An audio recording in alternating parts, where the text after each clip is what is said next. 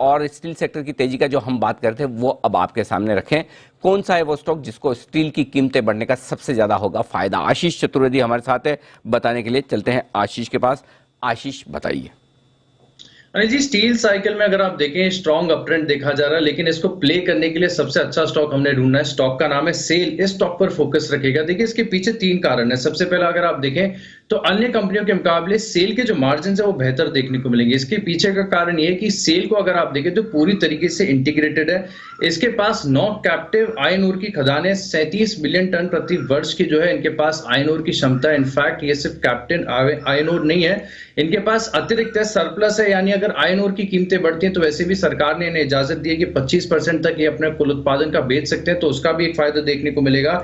और ढेर सारी जो रिपोर्ट्स है मैंने पढ़ी जहां पर ये कहा जा रहा है कि स्टील की कीमतें औसतन अगर 1000 रुपए प्रति टन बढ़ती हैं तो इनका जो ईपीएस का अनुमान है इसमें करीब 17% तक की बढ़ोतरी करते हैं ब्रोकरेज हाउस। तो स्टॉक में एक री रेटिंग की पूरी संभावना नजर आ रही है। जिस तरीके से पिछले स्ट्रॉन्ग ट्रेंड हमने देखा है स्टील प्राइसेस में, इनफैक्ट कल मैंने आपको बताया भी था कि और अगर आप देखें तो 2000 से 3000 रुपए प्रति टन कीमतें बढ़ सकती हैं। तो इसका पूरा फायदा जो है सेल को दिखते हुए नजर आएगा। अभी फिलहाल अगर आप देखें तो कंसर्न सबसे ज्यादा स्टील कंपनीज में डेट को लेकर है, ये अभी तक सुधरा नहीं है। लेकिन सेल में अगर आप देखें तो आगे का जो आउटलुक है वो सुधरता हुआ नजर आ रहा है। FY20 में अगर आप देखें तो इनका क्षमता विस्तार पे जो खर्च है वो पूरा हो गया। FY 2009 से लेकर 2020 तक इनका जो कहीं ना कहीं अगर आप देखें क्षमता विस्तार खर्च चला था वो पूरा हो चुका है। तो अब वहां पर एक्सपेंडिचर नहीं होगा।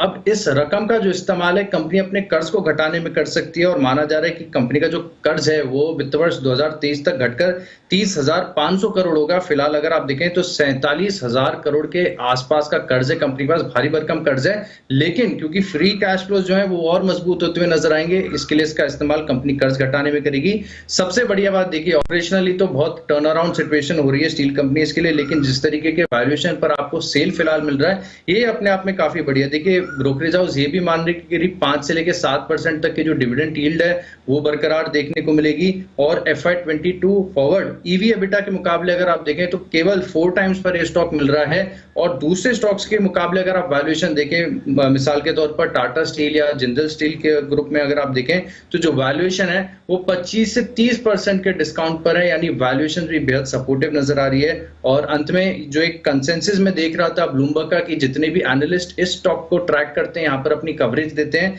इनमें से 73% का स्ट्रांगली ये मानना है कि स्टॉक में आपको खरीदारी करनी चाहिए। 14 मानते हैं कि अगर आपके पास ये स्टॉक है तो होल्ड करें। और केवल 13% ही ऐसे जानकार है जो मानते हैं कि स्टॉक में ज्यादा तेजी आ चुकी है, यहाँ पर आपको बिकवाली करनी चाहिए। लेकिन जिस तरीके से आप देखिए फंडामेंटल सामने नजर आ रहे हैं, ये स्टॉक हो सकता है कि जो स्टील सेक्टर में तेजी है इसे आउट परफॉर्म करता हुआ नजर आए। यह है आपके लिए सेल पर पूरी डिटेल रिसर्च। और सेल पर एक्सपर्ट हैं बुलिश, और सेल पर बुलिश हैं सबसे ज्यादा सुमित जी। Sumit ji, cell bye. बिल्कुल अनिल जी, 35-38 रुपए के लेवल से कंटिन्यूसली चीख चीख के बोल रहा हूं सेल को खरीदो, और फिर 50 का लेवल टूटा तब से बोल रहा हूं सेल को सेल नहीं करना है। तो बिल्कुल होल्ड करें, 80 का लेवल एक बार टूटने दे, फिर देखिए और इसके अंदर रैली कैसे देखने को मिलती है। ओके, तो यह है आपके लिए सेल में खरीदारी करने की राय। बने रहें, डटे रहें, घबराए नहीं, कोई टेंशन नहीं, फंडामेंटल भी मजबूत होता दिख रहा है। तो कुछ कुछ स्टॉक्स हैं जो बड़े एक्शन में आपको